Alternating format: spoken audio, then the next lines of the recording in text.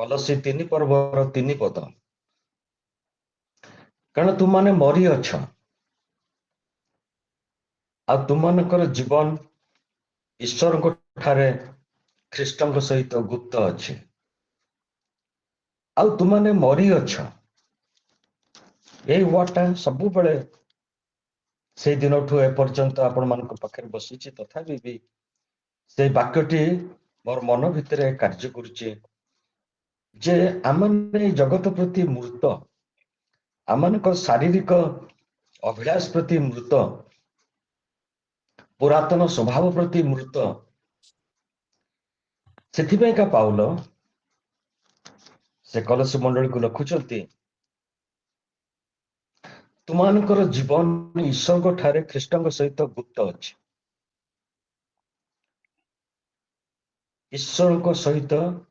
ଈଶ୍ୱରଙ୍କ ଠାରେ ଖ୍ରୀଷ୍ଟଙ୍କ ସହିତ ଗୁପ୍ତ ଅଛି। ଆମେ ସେ 3 ପର୍ବର ପ୍ରଥମରୁ ପଢିବା। ତୁମ୍ଭେ ମାନେ ଯେବେ ଖ୍ରୀଷ୍ଟଙ୍କ ସହିତ ଉତ୍ଥିତ ହୋଇଅଛ, ତେବେ ଈଶ୍ୱରଙ୍କ ଦକ୍ଷିଣ ପାର୍ଶ୍ୱରେ ଉପବିଷ୍ଟ ଖ୍ରୀଷ୍ଟଙ୍କର ଯେଉଁ ବାସସ୍ଥାନ, ସେ ଊର୍ଦ୍ଧ୍ୱ ସ୍ଥାନ ବିଷୟ ସବୁ ଅନ୍ୱେଷଣ କର। ଏଠି ସବୁ ହଉଛି ଯଦି ଯଦି ଯଦି ଯଦି ଉତ୍ଥିତ ହେଇଛ। ଜଣେ ଉତ୍ଥିତ କେମିତି ହବ? ପ୍ରଭୁ ଯୀଶୁ ଯେତେବେଳେ ଉତ୍ଥିତ ହେଲେ, ସେ ମୃତ୍ୟୁଭୋଗ କରିବାରୁ ଉତ୍ଥିତ ହେଲେ। ସେଥିପାଇଁକା ପାଉଲ ଆଗେ ଲେଖିଲେ 3 ପର୍ବର 1 ପଦଟା, ତାପରେ 3 ପଦରେ ସେ ଲେଖୁଛନ୍ତି, କାରଣ ତୁମାନେ ମରି ଅଛ। ପ୍ରିୟ ଭାଇ ଭଉଣୀ ମାନେ, ଏଇ ପଦଟାକୁ ପ୍ରଭୁ ଆମମାନଙ୍କୁ ବୁଝିବା ପାଇଁ ଆଜି ଚେଷ୍ଟା କରନ୍ତୁ। ଗୋଟେ ଲିଷ୍ଟ ଦେଇଛନ୍ତି ପାଉଲ 5 ପଦରେ। ତୁମାନଙ୍କର ଶାରୀରିକ ଅଙ୍ଗ ପ୍ରତ୍ୟଙ୍ଗର କୁପ୍ରବୃତ୍ତି ଗୁଡାକ, ଅର୍ଥାତ୍ ବ୍ୟଭିଚାର, ଅଶୁଚିତା, କାମ, ଅପୋ ବିଳାସ, ପୁଣି ପ୍ରତିମା ପୂଜା ରୂପ ଲୋଭ, ଏ ସବୁ ପ୍ରତି ମୃତ ହୁଅ। ପ୍ରଥମେ ଲେଖିଲେ ମରି ଅଛ, କିନ୍ତୁ ଇଟ୍ ଇଜ ଏ କଣ୍ଟିନ୍ୟୁଅସ୍ ଟର୍ମ ବା ପ୍ରେଜେଣ୍ଟ କଣ୍ଟିନ୍ୟୁଅସ୍। ମୃତ ହୁଅ। ଯଦି ଆମମାନେ ଈଶ୍ୱରଙ୍କର ଇଚ୍ଛା ଜାଣିକିରି ତାଙ୍କ ଇଚ୍ଛା ମতো ଜୀବନ କାଟିବା, ଆମମାନଙ୍କ ପାଇଁ ଯୋଉ ଏଇ ପୃଥିବୀରେ ଯୋଉ ଜୀବନ ଅଛି ବହୁତ ସରଳ ହେଇଯିବ, ବହୁତ ସୁନ୍ଦର ହେଇଯିବ। ଆଉ ସେଥିପାଇଁକା ପାଉଲ ଆମମାନଙ୍କୁ ସେ ମର୍ତ୍ତରେ ଥିଲା ବେଳକୁ ସେ କେତେ ଗୁଡାକ ବିଷୟ ଲେଖିକିରି ଆମମାନଙ୍କୁ ସତର୍କ କରିଦେଇଛନ୍ତି। 10 ପଦ ଦେଖନ୍ତୁ, ସେଥିର ସମସ୍ତ କର୍ମ ପରିତ୍ୟାଗ କରି ନୂତନ ସ୍ୱଭାବ ପରିଧାନ କରିଅଛ। ସେ ନୂତନ ସ୍ୱଭାବ ଆପଣା ସୃଷ୍ଟିକର୍ତ୍ତାଙ୍କର ପ୍ରତିମୂର୍ତ୍ତି ଅନୁସାରେ ସମ୍ପୂର୍ଣ୍ଣ ଜ୍ଞାନ ପ୍ରାପ୍ତି ନିମନ୍ତେ ନୂତନୀକୃତ ହଉଅଛି। ପୁଣି 12 ପଦରେ ଦେଖନ୍ତୁ, ଅତଏବ ଈଶ୍ୱରଙ୍କ ମନୋନୀତ ସାଧୁ ଓ ପ୍ରିୟ ଲୋକ ହୋଇ କୋମଳ ହୃଦୟ, ଦୟା, ନମ୍ରତା, ମୃଦୁତା, ଦୀର୍ଘ ସହିଷ୍ଣୁତା ପରିଧାନ କର। 13 ପରସ୍ପର ପ୍ରତି ସହନଶୀଳ ହୁଅ, ଆଉ ଯଦି କାହାରି ବିରୁଦ୍ଧରେ କୌଣସି କଥା ଥାଏ, ତେବେ ଏକର ଏକ କ୍ଷମା କର। ପ୍ରଭୁ ଯେପରି ତୁମାନଙ୍କୁ କ୍ଷମା କରିଅଛନ୍ତି, ତୁମାନେ ମଧ୍ୟ ସେହିପରି କର। ଏଇଟା ଦେଖନ୍ତୁ, ଏ ସବୁ ଗୁଡାକ ହଉଛି ବସ୍ତ୍ର ପରିକା ପରିଧାନ କରିବା ପାଇଁ ଲେଖା ହେଇଛି। ପରିଧାନ କହିଲେ ଆମେ ବୁଝୁ ଯୋଉ ବସ୍ତ୍ରକୁ ଆମେ ପିନ୍ଧୁଛୁ। ଏବେ ମୁଁ ଗୋଟେ ଜ୍ୟାକେଟ ପିନ୍ଧିଛି, ପରିଧାନ କରିଛି। କିନ୍ତୁ ବାଇବଲରେ ଯୋଉ ପରିଧାନ ବିଷୟରେ ଲେଖା ହେଇଛି, ସେଟା ସବୁ ମେଣ୍ଟାଲ ଆଟିଚ୍ୟୁଡ। ଆମମାନଙ୍କର ଯୋଉ ଦୃଷ୍ଟିକୋଣ ଅଛି, ମାନସିକ ଦୃଷ୍ଟିକୋଣ, ତାର ପରିବର୍ତ୍ତନ ଦରକାର। ଆଉ ଯଦି ପରିବର୍ତ୍ତନ ନ ହୁଏ, ଆମମାନେ ସେଇ ପାର୍ଥକ୍ୟ ବିଷୟରେ ଆସକ୍ତ ହୋଇ ରହିବା। ଉତ୍କୃଷ୍ଟ ବିଷୟରେ ଆମମାନେ ଅନ୍ୱେଷଣ କରିବା ପାଇଁକା ଇଚ୍ଛା ଲାଗିବ ନାହିଁ। ଆମମାନଙ୍କୁ କନଷ୍ଟାଣ୍ଟ କୁହାହଉଛି, ଦକ୍ଷିଣ ପାର୍ଶ୍ୱରେ ଉପବିଷ୍ଟ ଖ୍ରୀଷ୍ଟଙ୍କର ଯୋଉ ବାସସ୍ଥାନ, ଅର୍ଥାତ୍ ଆମମାନେ ଯେତେବେଳେ ନୂଆ ଘର ବନଉ, ଆମେ ଗୋଟେ ପୁରୁଣା ଘରେ ଥାଉ, କିନ୍ତୁ ସବୁବେଳେ ଆସିବାକୁ ପଡେ ସେ ନୂଆ ଘରର ମୂଳଦୁଆଠୁ ଆରମ୍ଭ କରିକିରି ଶେଷ ହବା ପର୍ଯ୍ୟନ୍ତ ତାର ଇଣ୍ଟେରିୟର ଲାଇଟିଂ ଇତ୍ୟାଦି ସବୁ ବିଷୟ ଗୁଡାକୁ ଆମମାନଙ୍କୁ ତଦାରଖ କରିବାକୁ ପଡେ। କାରଣ ଯେତେବେଳେ ଆମେ ରହିବୁ ସେଟା ଆମର ନିଜର ବାସସ୍ଥାନ। ଅବିକା ଯୋଉଠି ଅଛୁ ସେଟା ଟେମ୍ପୋରାରୀ, ସେଥିପାଇଁକା ଆମେ ପାଳି ପାଳି କରିକିରି ଆସିକିରି ତାଙ୍କର ସବୁ ତଦାରଖ କରିଥାଉ। ପ୍ରଭୁ ଏଠି କହୁଛନ୍ତି ଆମମାନଙ୍କର ଯୋଉ ବାସସ୍ଥାନ ବା ଖ୍ରୀଷ୍ଟଙ୍କର ଯୋଉ ବାସସ୍ଥାନ ଆମେ ସେଠି ରହିବା, କାରଣ ଆମେ ଖ୍ରୀଷ୍ଟଙ୍କ ପରିକା ଉତ୍ଥିତ ହେଇଛୁ ମରିକିରି। କାରଣ ପ୍ରଥମ କଣ୍ଡିସନ ହଉଛି ଯେବେ ଖ୍ରୀଷ୍ଟଙ୍କ ସହିତ ଉତ୍ଥିତ ହୋଇ ଅଛ, ତାମାନେ ପୁରାତନ ସ୍ୱଭାବ ମରିଯାଇଛି, ଆମେ ରେଜରେକ୍ଟେଡ ହେଇଛୁ ଆଉ ଖ୍ରୀଷ୍ଟଙ୍କ ସାଙ୍ଗରେ ଅଛୁ। ଯଦି ଖ୍ରୀଷ୍ଟଙ୍କ ସାଙ୍ଗରେ ଅଛୁ, ଖ୍ରୀଷ୍ଟଙ୍କର ଦକ୍ଷିଣ ପାର୍ଶ୍ୱରେ ଯୋଉ ବାସସ୍ଥାନ, ସେଇ ସବୁ ଉର୍ଦ୍ଧ୍ୱସ୍ଥାନ ବିଷୟ ସବୁ ଅନ୍ୱେଷଣ କରିବା ଆଜି ଆମମାନଙ୍କର କର୍ତ୍ତବ୍ୟ। ପ୍ରଥମ ଅନ୍ୱେଷଣ ହଉଛି ପରିତ୍ୟାଗ କରିବା। କଣ ସବୁ ପରିତ୍ୟାଗ କରିବା? 10 ପଦ, ସେଥିର ସମସ୍ତ କର୍ମ ପରିତ୍ୟାଗ କରି ନୂତନ ସ୍ୱଭାବ ପରିଧାନ କରିବା। ଆମେ ଦେଖିବା ଏଇ ପରିତ୍ୟାଗ ବିଷୟରେ ପାଉଲଟେ ଖାଲି କଲୋସ୍ୟ ମଣ୍ଡଳୀକୁ ଲେଖିଲେ ତା ନୁହେଁ, ସେ ଅନ୍ୟାନ୍ୟ ମଣ୍ଡଳୀକୁ ବି ଲେଖିଛନ୍ତି ପରିତ୍ୟାଗ କର। ଆଉ ଏଇ ସବୁ ପରିତ୍ୟାଗ କରିବା ଦ୍ୱାରା ଆମମାନଙ୍କର ଗୋଟେ ସିଦ୍ଧତା ଆଡକୁ ଆମମାନେ ଅଗ୍ରସର ହଉ।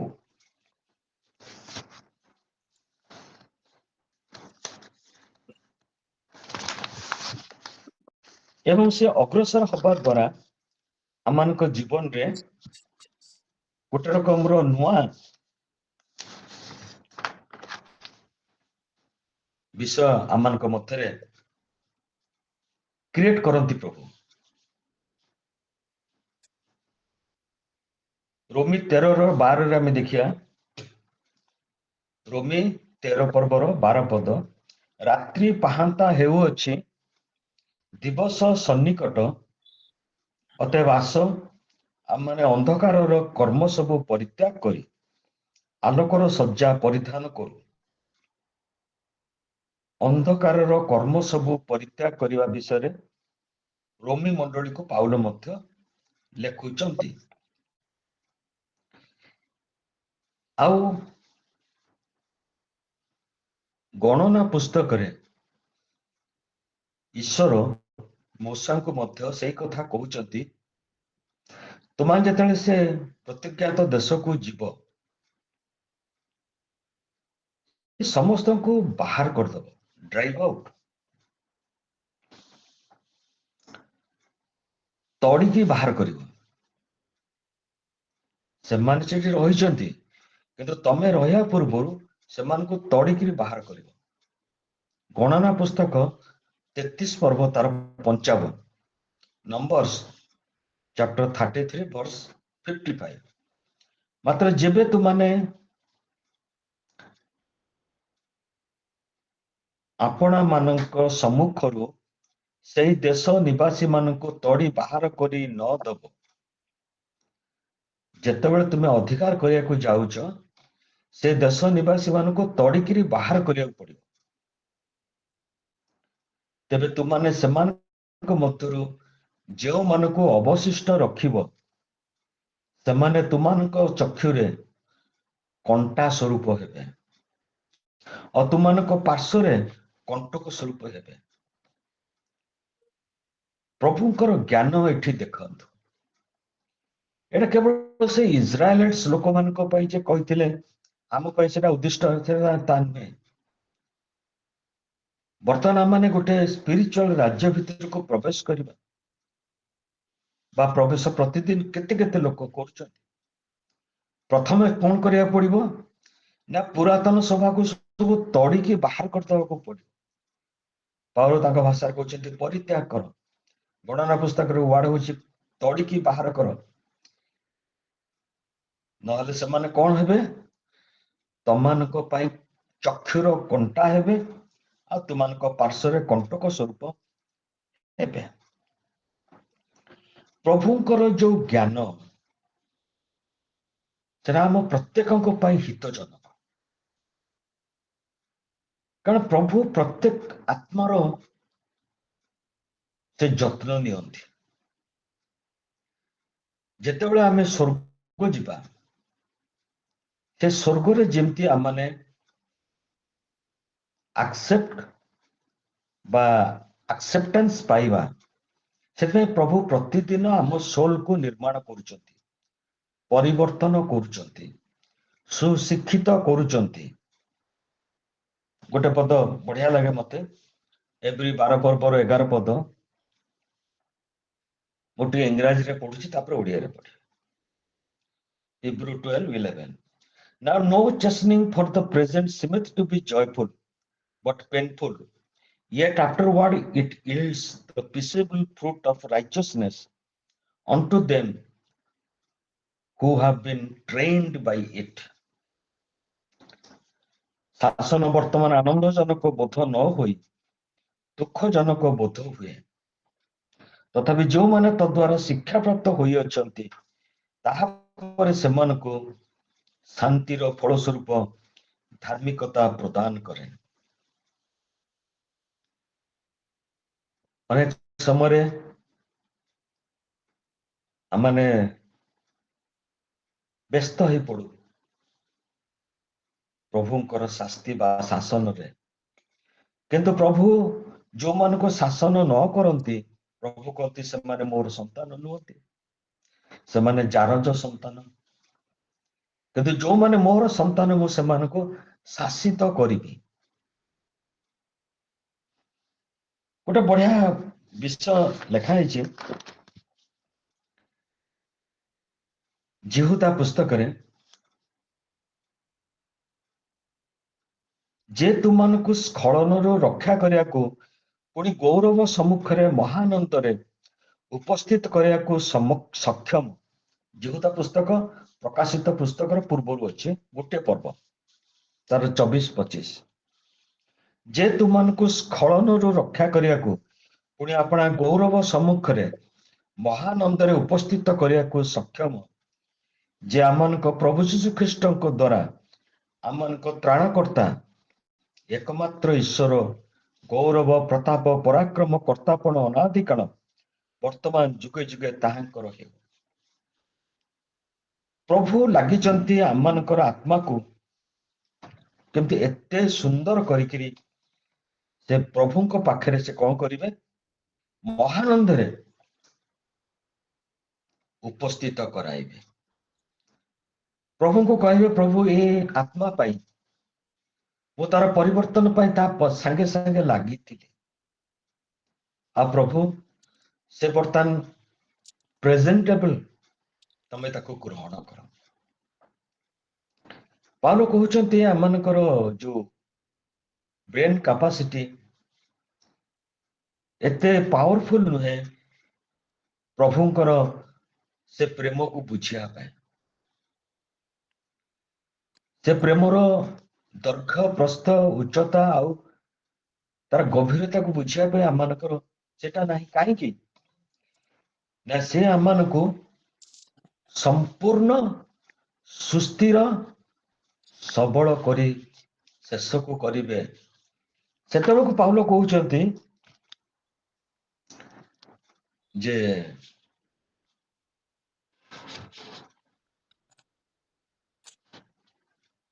ଆମମାନେ ସମ୍ପୂର୍ଣ୍ଣ ବିଷୟ ସବୁକୁ ଜାଣିପାରିବା। ବର୍ତ୍ତମାନ ଯାହା କିଛି ଆମେ ବୁଝୁଛୁ, ଆମମାନଙ୍କର ବ୍ରେନ କାପାସିଟି ଅନୁସାରେ ବୁଝୁଛୁ, ଯେତେବେଳେ ପ୍ରଭୁ ଆମମାନଙ୍କୁ ସମ୍ପୂର୍ଣ୍ଣ ସୁସ୍ଥିର ସବଳ ସ୍ଥିର କରିକିରି ସେ ଈଶ୍ୱରଙ୍କ ପାଖରେ ଆମମାନଙ୍କୁ ପ୍ରେଜେଣ୍ଟ କରିବେ, ସେତେବେଳକୁ ଆମମାନଙ୍କର ବ୍ରେନ କାପାସିଟି ଏତେ ପାୱାରଫୁଲ ହେଇଥିବ, ଏଇଟା ଆମମାନେ ଦେଖିପାରିବା।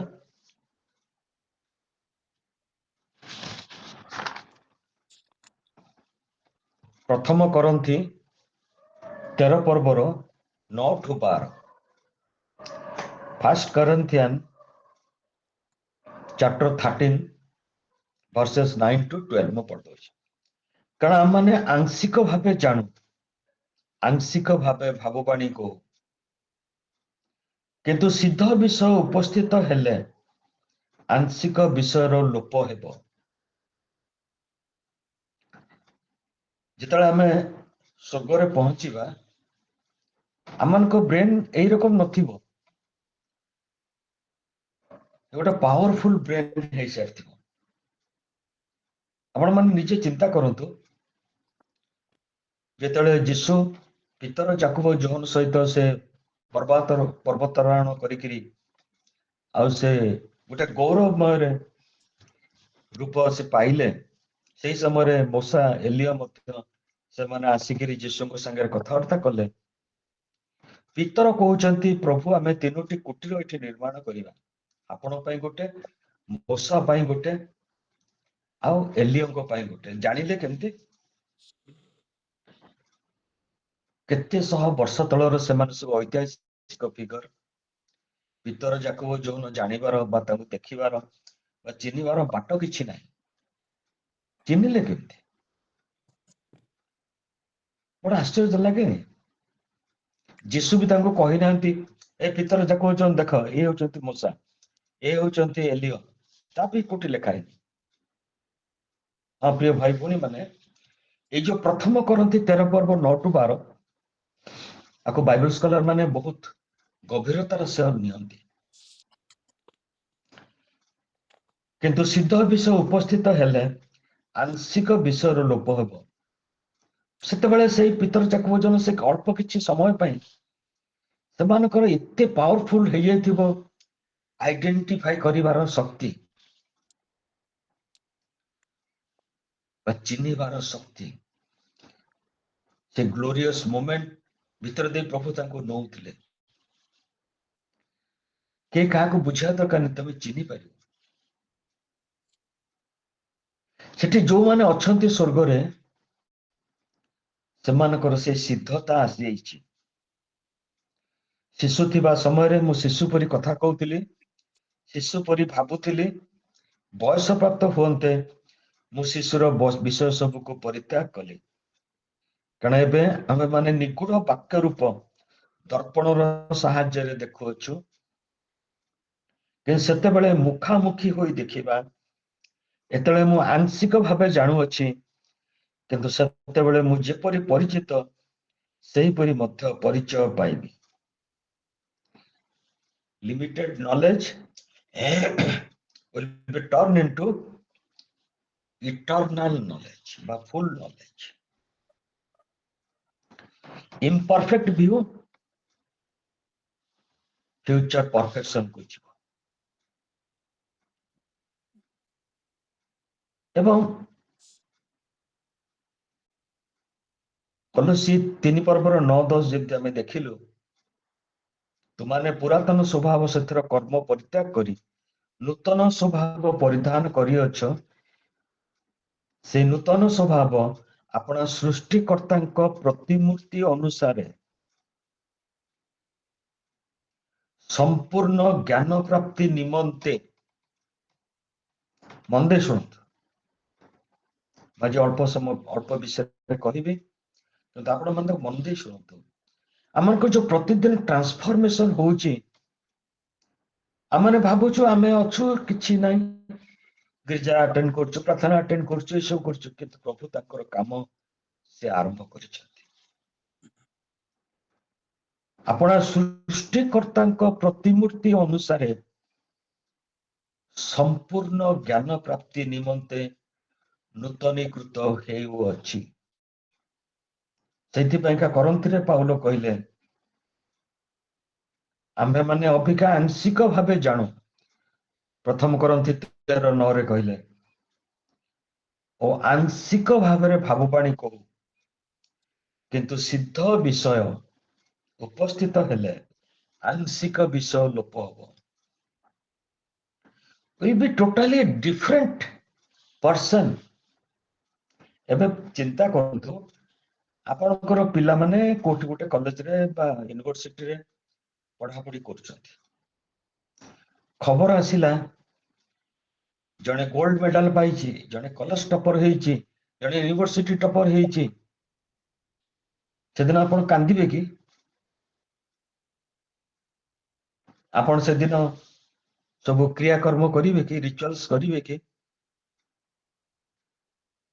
ଆନନ୍ଦ କରିବେ? କାହିଁକି? ଆପଣଙ୍କର ପିଲା ଯେ ଆପଣଙ୍କ ସାଙ୍ଗରେ ଥିଲା, ତାକୁ ପ୍ରଭୁ କେତେ ବଡ ସୁଯୋଗ ଦେଇଛନ୍ତି।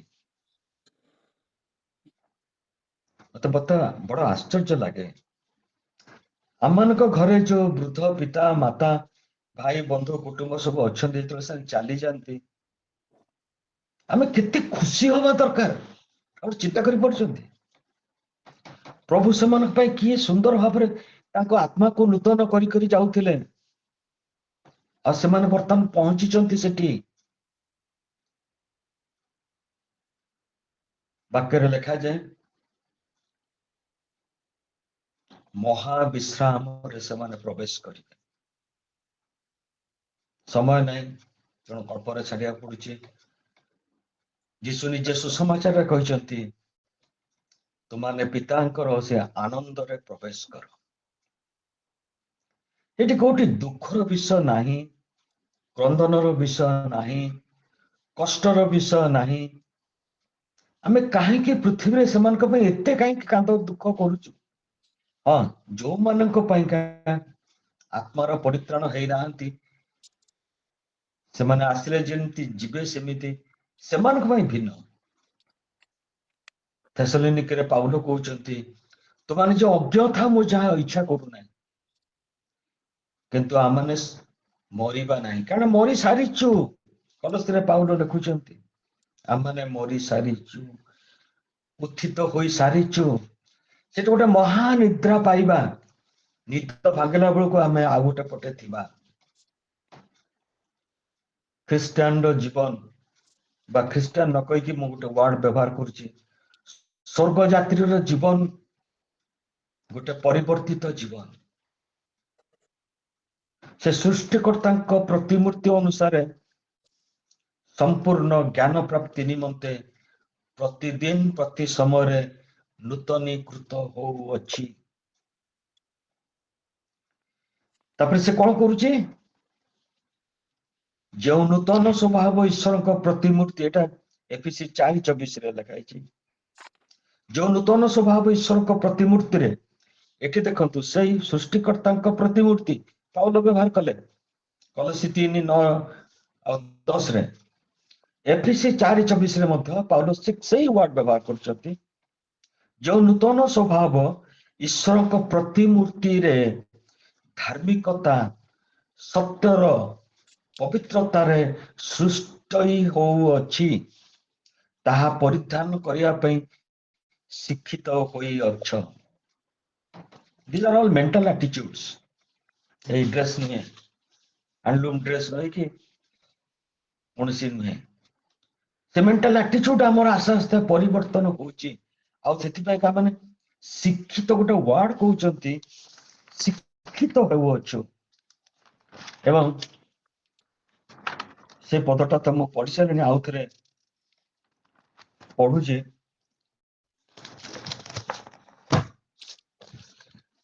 ଯେ ଶାସନ ବର୍ତ୍ତମାନ ସମୟରେ ଆନନ୍ଦଦାୟକ ନୁହେଁ।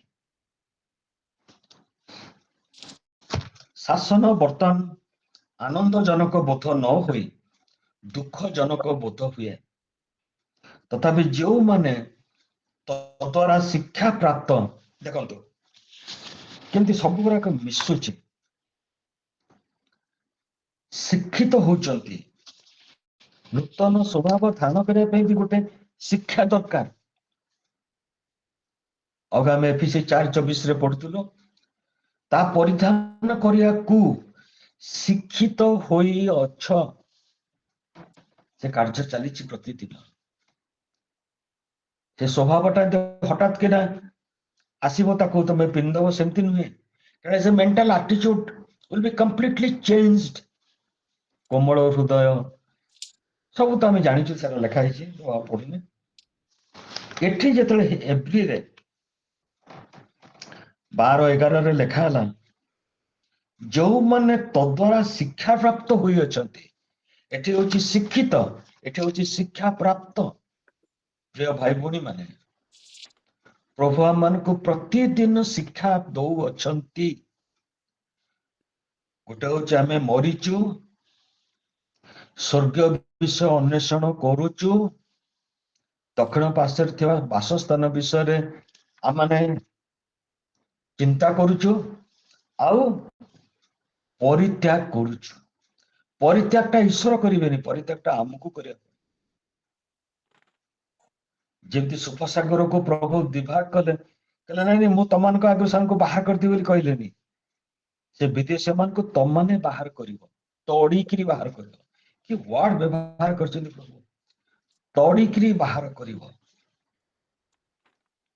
ସେମାନେ କୋଉଠି ଯାଉଛନ୍ତି ଯାଆନ୍ତୁ, କିନ୍ତୁ ତାଙ୍କୁ ତଡିଦବ। ସେମିତି ଏଠାରେ ପାଉଲ କହୁଛନ୍ତି ପରିତ୍ୟାଗ କରିବ। ସେ ପୁରାତନ ସ୍ୱଭାବକୁ ତମେ ସ୍ୱଭାବ ଓ ସେଥିର କର୍ମ ପରିତ୍ୟାଗ କରି ତଡିକି ବାହାର କରିଦେଇ ନୂତନ ସ୍ୱଭାବ ପରିଧାନ କରିଅଛ। ସେ ନୂତନ ସ୍ୱଭାବ ସୃଷ୍ଟିକର୍ତ୍ତାଙ୍କ ପ୍ରତିମୂର୍ତ୍ତି ଅନୁସାରେ ସମ୍ପୂର୍ଣ୍ଣ ଜ୍ଞାନ ପ୍ରାପ୍ତି ନିମନ୍ତେ, କାରଣ ବର୍ତ୍ତମାନ ଆମେ ଆଂଶିକ ଭାବରେ ଜାଣୁଛୁ, ଯେଟା ସମ୍ପୂର୍ଣ୍ଣ ବୁଝିପାରିବା, ଆମର ଟୋଟାଲ ବ୍ରେନ ସେଲ୍ସ କାମ କରିବ, ପାୱାରଫୁଲି କାମ କରିବ। ଇଟର୍ନିଟିରେ ଆମର ବ୍ରେନ ସେଲ୍ସ, ଏଇ ବ୍ରେନ ସେଲ୍ସ ରହିବନି, ଭେରି ପାୱାରଫୁଲ ହବ। ଆମେ ସମସ୍ତଙ୍କୁ ଚିହ୍ନି ପାରିବା।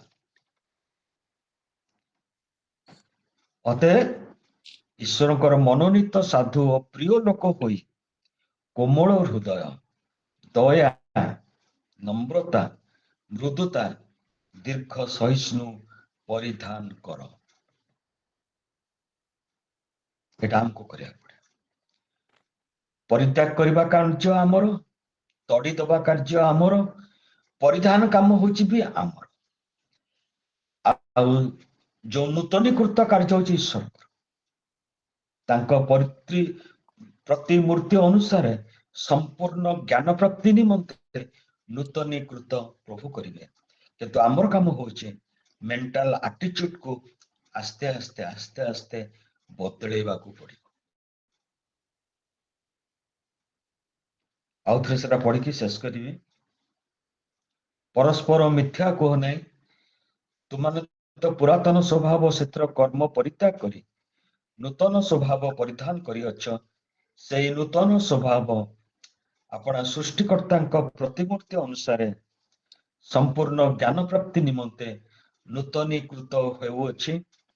ଅତଏବ ଈଶ୍ୱରଙ୍କର ମନୋନୀତ ସାଧୁ ଓ ପ୍ରିୟ ଲୋକ ହୋଇ କୋମଳ ହୃଦୟ, କୋମଳ ହୃଦୟ, କୋମଳ ହୃଦୟ, ଦୟା, ନମ୍ରତା, ମୃଦୁତା, ଦୀର୍ଘ ସହିଷ୍ଣୁତା ପରିଧାନ କର।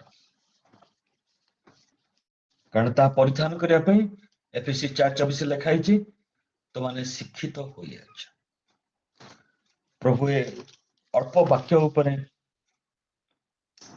ଆଶୀର୍ବାଦ କରନ୍ତୁ। ଆହୁରି ଅନେକ ବାକି ରହିଗଲା।